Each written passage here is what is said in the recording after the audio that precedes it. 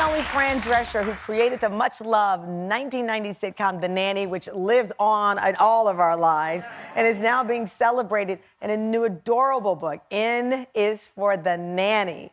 But most recently, Fran's taken on a new title as president of the powerful entertainment union SAG-AFTRA. Congratulations on that, by the way. Thank you. Fran, you were the keynote speaker at the UN Women for Peace Association annual luncheon, and you spoke about being a survivor of rape. Yes. You've been public about that for many years, and thank you for that. You said at the time at this luncheon, for a year, I was like a mirror image of myself that was cracked in 1,000 pieces. And you talked about the veil of PTSD. And now you're here as the president of this union, trying to help, as you said, in the casting couch atmosphere, the things that you and so many others were subjected to and are to this day in the industry. You have to try and turn your pain into purpose. Yeah. That tends to be very healing for anybody. I highly recommend it.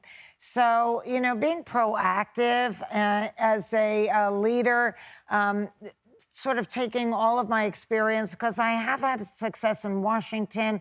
I helped get the Gynecologic Cancer Education and Awareness Act passed by unanimous consent, which means all 100 senators said yes. Mm-hmm. And then I was appointed public diplomacy envoy under Condoleezza Rice. And went around to our allied nations and military speaking on health and taking control of your body, how we can elevate what the mean is of actually feeling great and looking great and being healthy. So all of that, and also being an executive producer and all of that stuff has kind of led me to this one defining moment where I'm now national president of SAG-AFTRA, and it's a Herculean task, and it's volunteer. So go, just put a kick me sign on the back. Well, I know, because it's the thing you volunteer I know, for.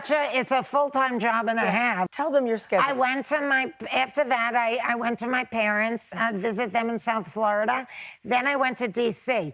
because we were very instrumental in helping get the Crown Act passed. Yes. Are you familiar with that? Of course I'm familiar with the Crown Act. So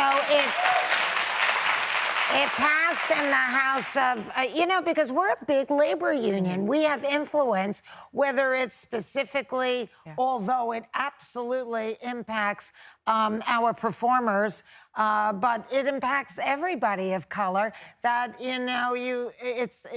this law makes it illegal to discriminate against somebody because of their hair. For their natural hair in the workplace. And we also were instrumental in getting passed, both in the House and the Senate, VAWA, which is Violence Against Women Act, and the president signed it into law. So that means in every state,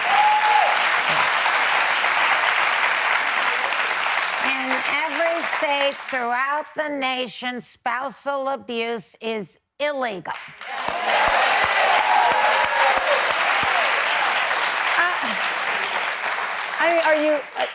I know people have asked you this. Are there plans for you to run for office? There are no plans. Okay. People have always asked me. Should we be surprised that in 2 years that you run for elective office, not in the union?